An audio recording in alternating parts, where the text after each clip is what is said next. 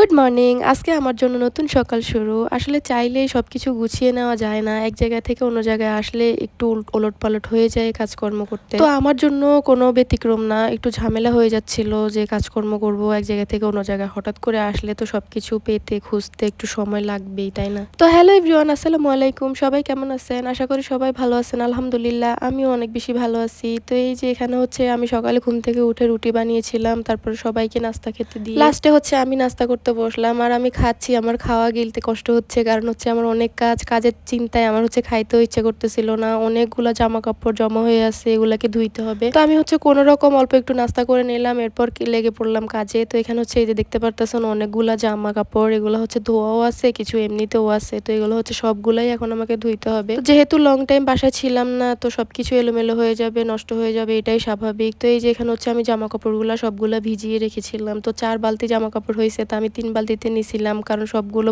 করে নেওয়া আমার পক্ষে সম্ভব না। তো যাই হোক, জামাকাপড় ভিজাতে ভিজাতে এখান দিয়ে হচ্ছে আমার শাশুড়ি এসে বলতেছে যে এখানে হচ্ছে রুটি বানাইতে আবার, কারণ হচ্ছে কি আমাদের হচ্ছে মিস্ত্রি আছে, তো ওদেরকেও নাস্তা দিতে হবে। তো সেই জন্য হচ্ছে আমি আবার রুটি বানাইতে চলে গেছি। সকালে হচ্ছে কথা ছিল না যে ওরা নাস্তা করবে, সেই জন্য হচ্ছে বানাই নাই, নয়তো বা আমাদের সাথে একসাথেই বানাই ফেলতাম। তো এই যে এখানে হচ্ছে দ্বিতীয়বার একই কাজ করতে হচ্ছে, ঝামেলা অনেক বেশি হয়ে যায়। তো এখানে হচ্ছে সেম আমি ওদের জন্য রুটি বানাইছি, আলু ভাজি করছিলাম। তো আমার এখানে বাড়তি অনেক কাজ আছে, প্লাস এটাও আমার জন্য এখন বাড়তি হয়ে গিয়েছিল। তো ওদের জন্য এখন নাস্তা বানিয়ে তারপর আমি চলে যাব আমার জামা কাপড়গুলো ধুইতে। আজকে সারাদিনে মোট কথা আমি 10 মিনিটও রেস্ট করতে পারি নাই, মানে আমার সারাদিনই পুরা কাজে চলে গিয়েছিল। তো এখানে হচ্ছে আমি মিস্ত্রিদেরকে আগে তাড়াতাড়ি করে নাস্তাটা দিয়ে দিচ্ছিলাম, তারপর আমি পুকুরে চলে যাব।